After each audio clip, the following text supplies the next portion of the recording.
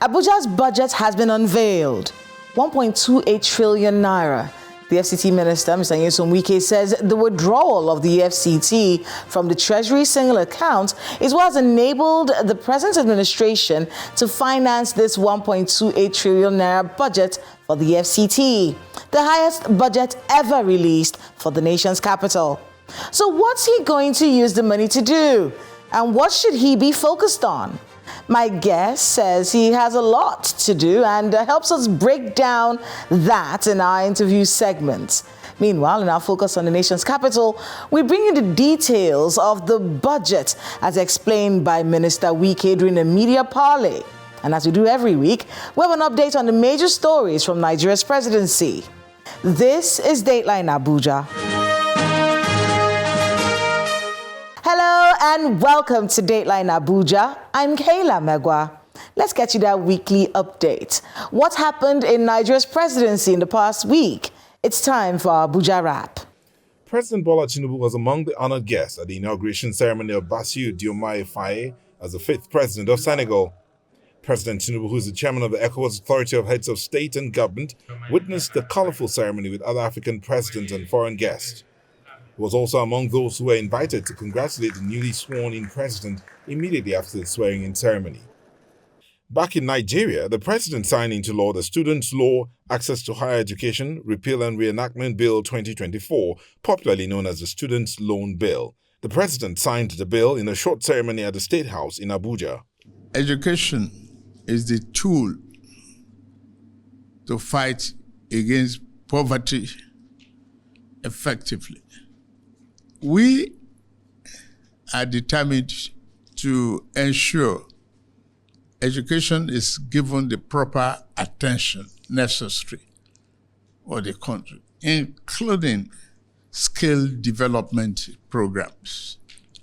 This is to ensure that no one, no matter how poor their background is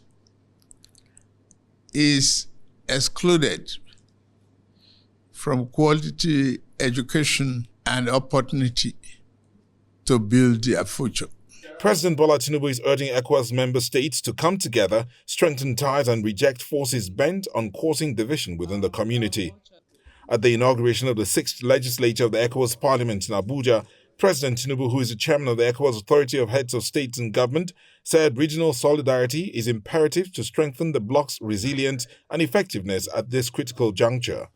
It is evident that we face profound challenges in our region that demand our unified effort.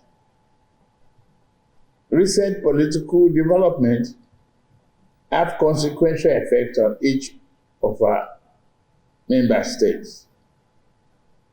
3 member states considering withdrawal from the community is a challenge to us. We must preserve the unity and integrity of our organization. The ball is in your court. In your legislative considerations and in your various interactions, it is very imperative that you take seriously that we have to build the economic prosperity of our region by ourselves.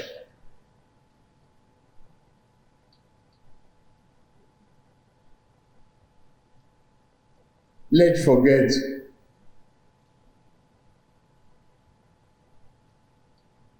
what has happened to us in the past. We are matured and of age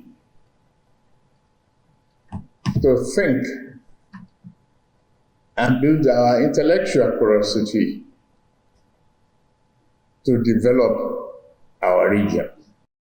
President Tinubu has called on Gavi, the Vaccine Alliance, to collaborate with potential Nigerian vaccine manufacturers to ensure equitable access to life-saving vaccines for children and adults.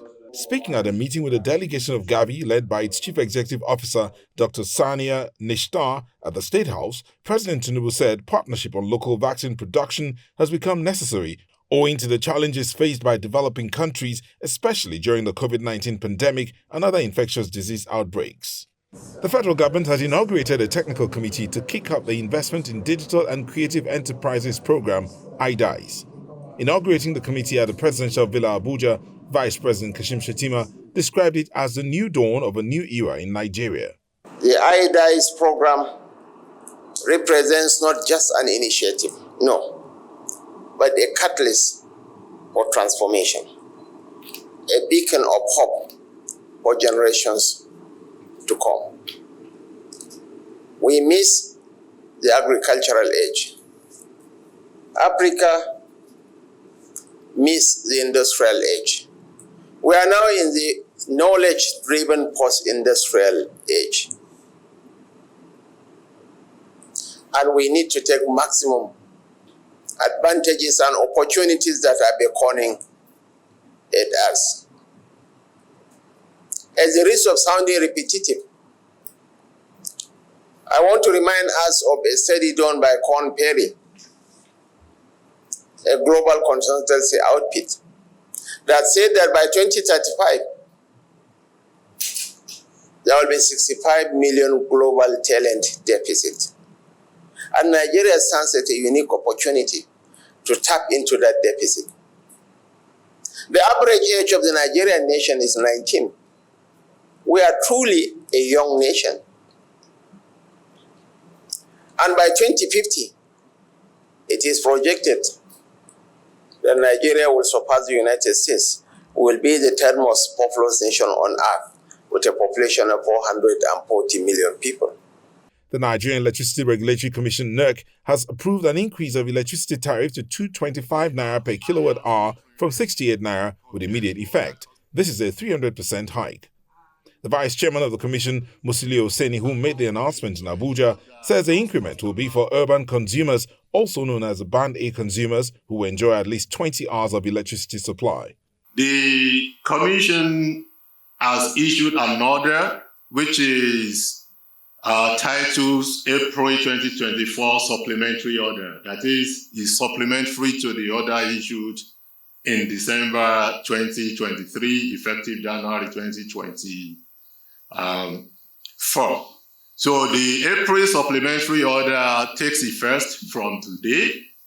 And in that order, the Commission has approved a rate review of 225 naira per kilowatt hour for just under 15% of the customer population in NESI. So that means that less than 15% of the customers will be affected. And you recall the number, I'm sure you are aware of the number of customers we have in NESI. And these are the customers that have been proven to be enjoying 20 hours average of supply.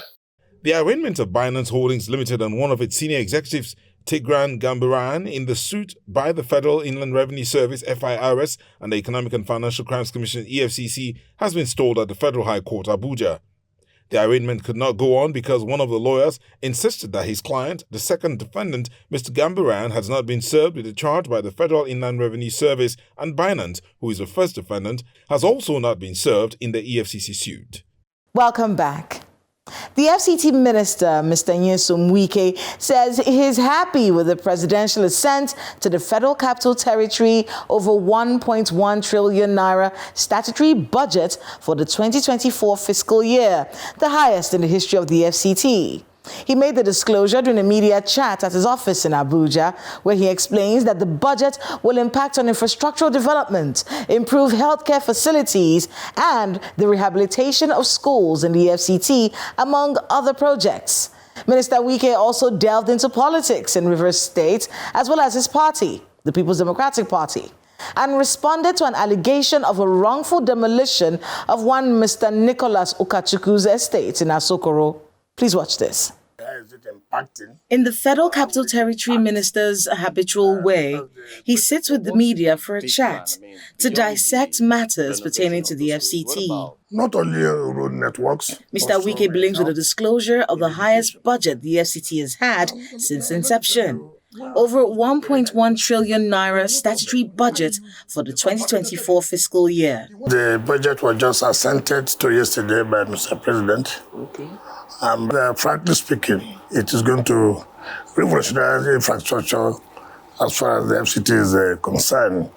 Not only road networks, also in health, in education. It's very key. If you just watched some few weeks ago, we flagged up the renovation of over 19 schools. That has to do with the 2023 budget. But for this 2024 budget, we are going to have not less than 21 schools again that we have to bring to the standard. They can say, yes, this is a school. Yes, additional 21. Mr. Wike also responded to an allegation of a wrongful demolition of one Mr. Nicholas Ukachukwu's estate in Asokoro district. This so-called ethnic jingoist talk about was allocated when there was no minister. I mean, I've never seen people who are so fraudulent in life. What they do here, they sue you, they sue me as FCT Minister. I'm not aware of the suit. Because he claimed that there are two subsisting court decisions. Hold on. Look, you know these guys? They think we're PDP Anambra State. That is their job. They have court judgments in their pocket.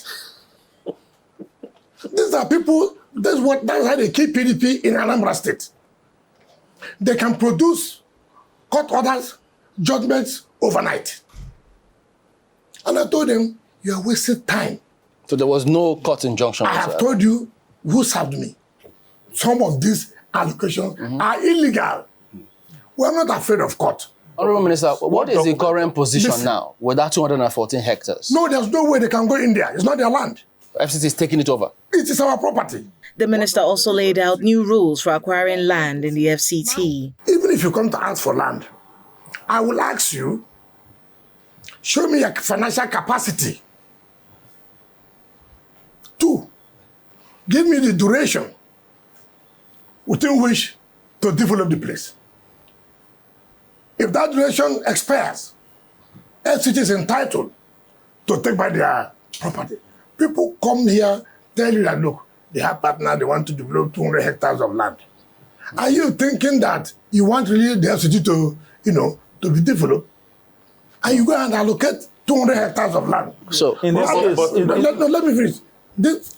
Some of these allocations are illegal. We are not afraid of court. But we have not known their tricks. Yeah. Delving into River State politics, Mr. Wike challenged the River State Governor Siminalayi Fubara to publish the debt profile left behind by his administration. If you are supporting Fubara, as you claim, what's the support? He's having a problem with the legislature. What is the problem? They cannot have a good relationship with just assembly members. And you every time say Wike. And I challenge you to publish the debt in bank I left. You challenge the governor? I challenge him. There's no preaching anybody can preach to me now. It will be a sellout to my people, to my political team. Because what we saw was somebody who broke Guinness Book of Record. The minister also called out the former PDP chairman, Mr. Uche Secondus, asking him to desist from meddling in PDP's affairs because he is not a party member, following a court judgment that affirmed his suspension. Secondus is not a member of our party. Maybe he does not understand that. He's not a member of PDP? He's not a member. Now people don't understand this. And I'm going to take it off very soon. How is he not a member? How? He was suspended from the party. The court validated it. He went to a court of appeal. He lost. He appealed to Supreme Court. March 1st, Supreme Court dismissed his matter. What makes him a member of the party? Because he was dancing around with the articulate. Is that why? That makes him... Anybody can go and support articulate or whatever. That does not make him a member of the party. You see, these people do not understand. It's not just every time talking and talking and talking. I was happy that they did not support Tinubu. I was happy. It showed who on ground. If they had worked with me, none of you would have known that they are just empty. As regards the FCT's budget, Minister Wike is certain that the budget will impact on infrastructural development, improve healthcare facilities, as well as rehabilitation of schools in the FCT, among other developmental projects. From May 29. Okay, hopefully we'll see you one more time.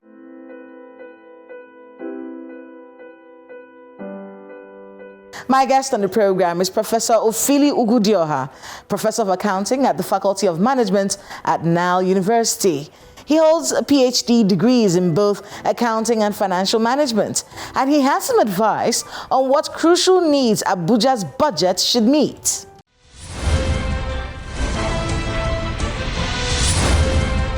Professor Ofili Ugudioha, welcome to Dateline Abuja.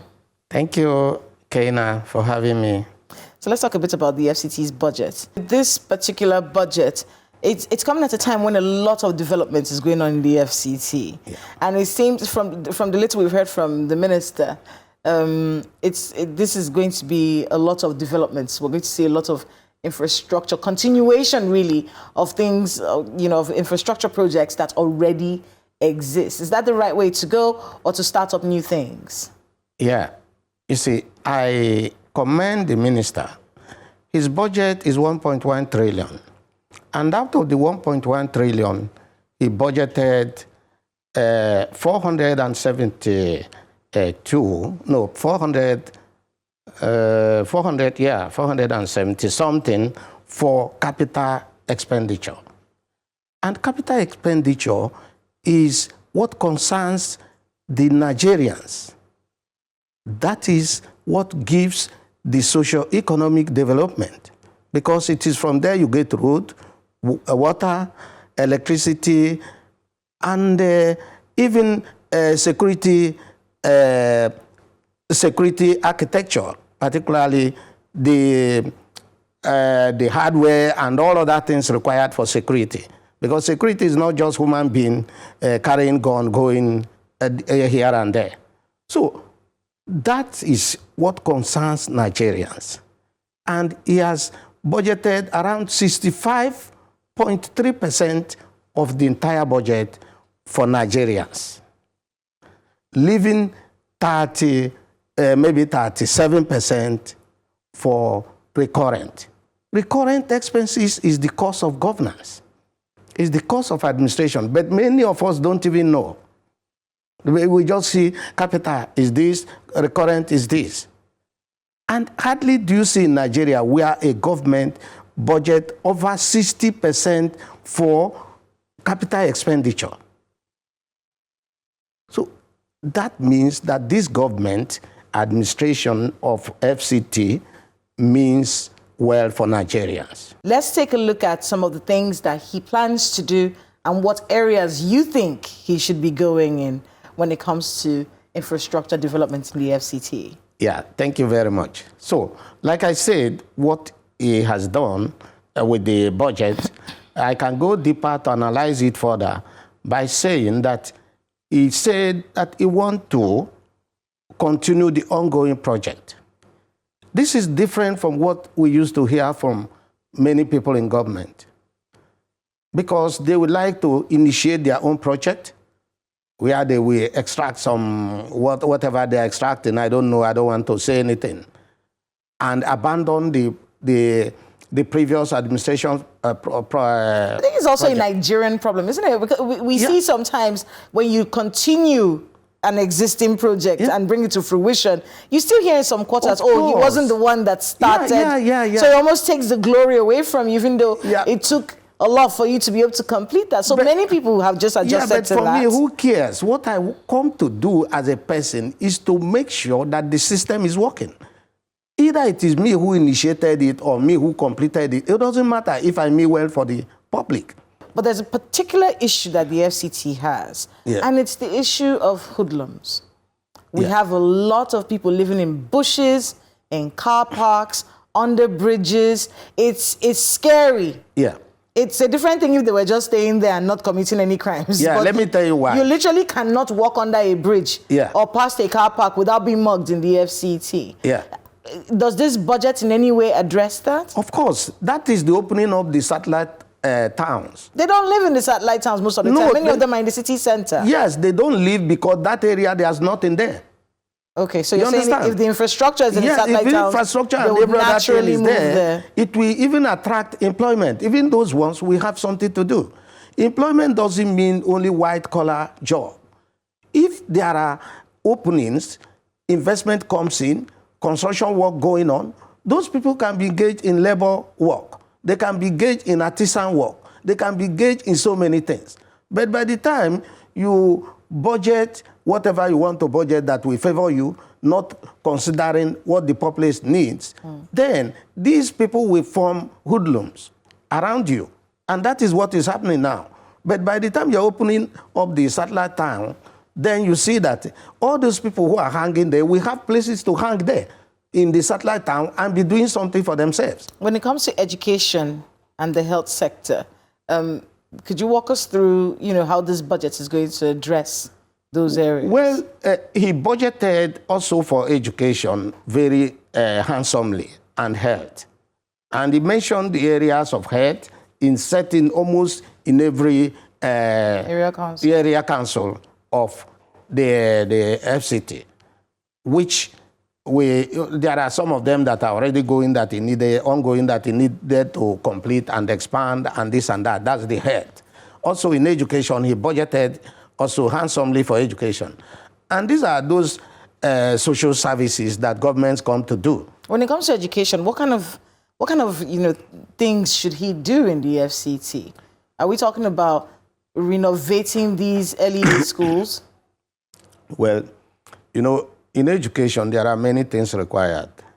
One of the basic things in education is training. If you don't train the trainer, you will continue getting substandard service. Then infrastructure, the basic infrastructure, education infrastructure and enablement, particularly in the learning environment, the classrooms, the furniture, and all these things are required in education, both secondary school, primary school, and the universities. Any administration, because FCDA is almost a sub-state. So, like what happens in Abia State? Abia State, from the sources of my own information, is having 24 hours power supply. And of course, you know that investors will move to that place. That's what investors need, because that power supply also gives you security. Because hoodlums go where there is darkness, where they know that they can strike and go without anybody catching them. I also feel that the FCDA or FCT Minister will look at the power as one of the key problems that we're having in Abuja here. And also, I have not seen so much in the security, because that's a basic problem. He might have been doing something there, but it's not markedly pronounced in the budget. Because without security of lives and property, people will not come in. Even if they come in, they just come in, hide themselves, and run away. Abuja should be one of the cities where the economy runs for 24 hours. If you go to any city, if you go to South Africa, most of their cities' economy runs on 24 hours. That is 3 shifts. Morning shift, 8 hours. Afternoon shift, 8 hours. Night shift, 8 hours. And that's how economy works. And this is why we don't have employment. That's why unemployment is increasing. We run our economy 8 hours instead of 24 hours.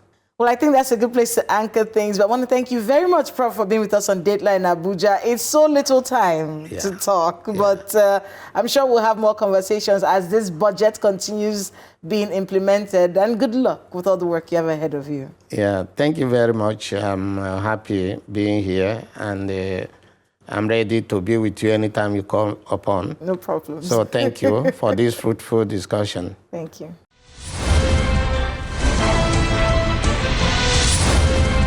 Thanks to Professor Ofili and to everyone who spoke to us today on the program.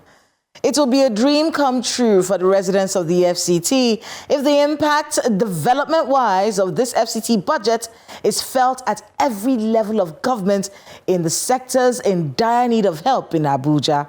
Well, that's Dateline Abuja this week. Please let us know the happenings in your neighborhood using the social media handle showing right now on your screen. Thank you so much for watching. I am Kayla Megwa. See you next time.